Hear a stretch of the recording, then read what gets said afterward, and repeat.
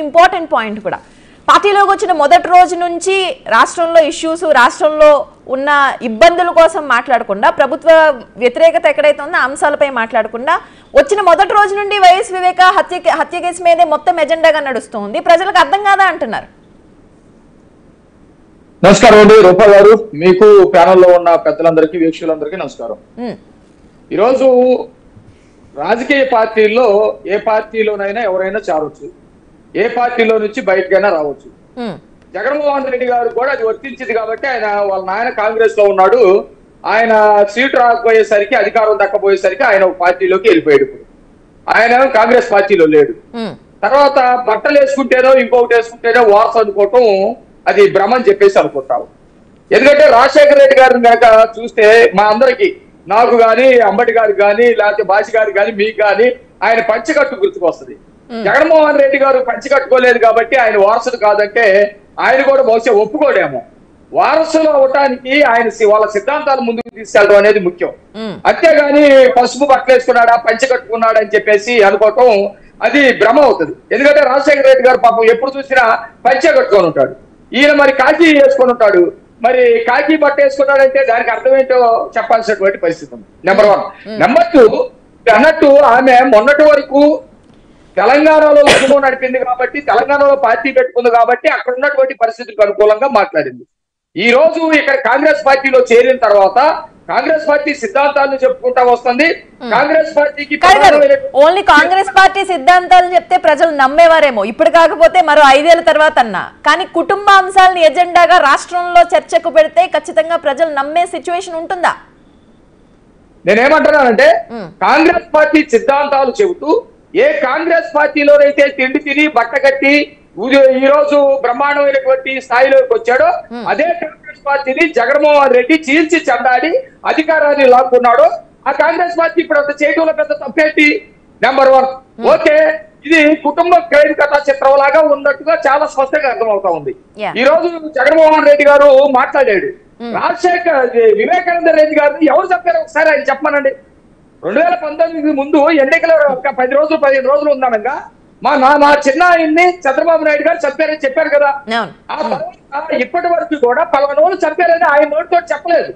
Okay, ఈ రోజు speech లో పేరైతే ప్రత్యేకంగా చెప్పలేదు, కానీ ముందు గత ఎలక్షన్స్ ముందు ఏదైతే చెప్తూ వచ్చారో ఆ అంశాన్ని ప్రస్తావించారు, పేర్లు ప్రత్యేకంగా మాట్లాడలేదు. అప్పుడు కూడా ఎప్పుడు పేర్లు చెప్పిన సందర్భం లేదు. దానిపై క్లారిటీ ఉన్నా సరే వైఎస్ అవినాష్ జీవితాన్ని నాశనం చేయడానికి ఒక కొత్త నెరేటివ్ క్రియేట్ చేశారని చెప్పి జగన్మోహన్ రెడ్డి చెప్తూ ఉన్నారు. ఓకే, వైఎస్ అవినాష్ జీవితాన్ని నాశనం చేయటం కాదు. వైఎస్ అవినాష్ రెడ్డి గనక ఈ కేసులో జగన్మోహన్ రెడ్డి నుంచి బయటపడి అతను గనక కేసులో అరెస్ట్ అయితే జగన్మోహన్ రెడ్డి వెళ్తాడు, వాళ్ళ భార్య వెళ్తుందని చెప్పేసి అందరికి అర్థమవుతాం. అందుకోసం అవినాష్ రెడ్డిని రక్షించుకుంటున్నట్టుగా చాలా స్పష్టంగా అర్థమవుతా ఉంది. ఈ రోజు ప్రతి ఒక్కరిని తనకు వ్యతిరేకంగా మాట్లాడిన ప్రతి ఒక్కరిని, అది తల్లి మాట్లాడినా, చెల్లెలు మాట్లాడినా, పెద్దమ్మ చిన్నమ్మ మాట్లాడినా, ఎవరు మాట్లాడినా తెలుగుదేశం పార్టీకి అంటగట్టడం ఏంటి? నువ్వు చెప్పాలి కదా, ఎవరు చెప్పారో నువ్వు చెప్పు. ఖచ్చితంగా చిన్నపిల్లడు అని చెప్పేసి అంత పెద్ద హంతకుడులో ప్రధానమైనటువంటి నిందితుడిగా ఉన్నటువంటి వ్యక్తిని చిన్నపిల్లడు అని చెప్పేసి మాట్లాడితే మిగతా వాళ్ళకి అర్థం కదా. సౌభాగ్యమో బాధపడతా. నేను ఒకటి స్ట్రైట్ గా అడుగుతా ఉన్నా, రాజశేఖర రెడ్డి గారు చనిపోయినప్పుడు ఈయన జగన్మోహన్ రెడ్డి గారు బాధపడ్డాడా, సంతోషపడ్డాడా? వివేకానంద రెడ్డి గారు అత్యంత క్రూరమైనటువంటి హత్యకు గురి అయిపోయినప్పుడు ఆ సౌభాగ్యం గారు కానీ సునీతమ్మ గారు కానీ బాధపడరా? బాధపడటానికి అవకాశం లేదా? బాధపడి ఎట్లా జరిగినటువంటి వాళ్ళకి, చేసినటువంటి వాళ్ళకి మీరు కాపాడుతూ ఉన్నారని డైరెక్ట్ గా మాట్లాడుతూ ఉంటే వాటి మీద సంబంధం లేనటువంటి సమాధానాలు చెబుతూ రాజకీయ ప్రత్యర్థులుగా ఉన్నటువంటి వాళ్ళ మీద నెట్టాలని చూస్తే ఎట్లా?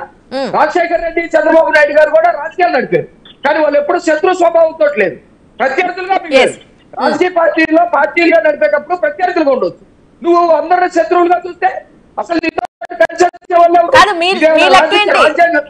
మీ లెక్కేంటి? కడపలో కాంగ్రెస్ ఓటు చీలితే ఎవరికి నష్టం? టీడీపీకి లాభం జరుగుతుంది అంటున్నారు. ఖచ్చితంగా మాకు లాభం జరిగిందని చెప్పేసి మేము అనుకుంటా ఉన్నాం. ఎవరి లెక్కలు వాళ్ళకుంటాయి. ఈ రోజు నిజంగా కడప ప్రజలు కూడా విజ్ఞతతో ఆలోచించాలి. ఎందుకంటే మాట్లాడేటప్పుడు కడప గురించి, పులివెందుల గురించి చాలా మీరు అక్కడ కాంగ్రెస్ నెగ్గాలని కోరుకుంటున్నట్టుగా కూడా ప్రచారం చేస్తున్నారు కదా పదే పదే. వైసీపీ నాయకులు ఎక్కడికి వెళ్ళినా అదే మాట్లాడుతున్నారు. మా అభ్యర్థులు ఉన్నారు మేడం, వాళ్ళు ఏదో చెప్తారు. మా అభ్యర్థులు ఉన్నారు, బీటెక్ రవి ఖచ్చితంగా పులివెందుల్లో గెలిచే పరిస్థితి ఉందని ఆయన మీద ఏ పద్ధతిలో దాడులు చేయించారో మనం చూసాం. ఎట్లా రివాల్వర్ తోటి బెదిరించారో చూసాం, ఎలా తప్పుడు కేసులు పెట్టారో చూసాం, ఎలా ఇబ్బందులు పడుతున్నారో కూడా చూస్తా ఉన్నాం. జగన్మోహన్ రెడ్డి ఏ రోజైనా ఒక రాజ్యాంగపరంగా చట్టపరంగా ప్రవర్తించినటువంటి తీరు మాట్లాడితే అబద్ధాలు. పసుపు చీర, ఒక చెల్లిని పట్టుకొని పసుపు చీర గురించి మాట్లాడతారండి. జగన్మోహన్ రెడ్డి వారసుడా రాజశేఖర రెడ్డికి? ఏ రోజైనా వారసుడిగా ఉన్నాడా? రాజశేఖర రెడ్డి గారిని గౌరవించాడా? రాజశేఖర రెడ్డి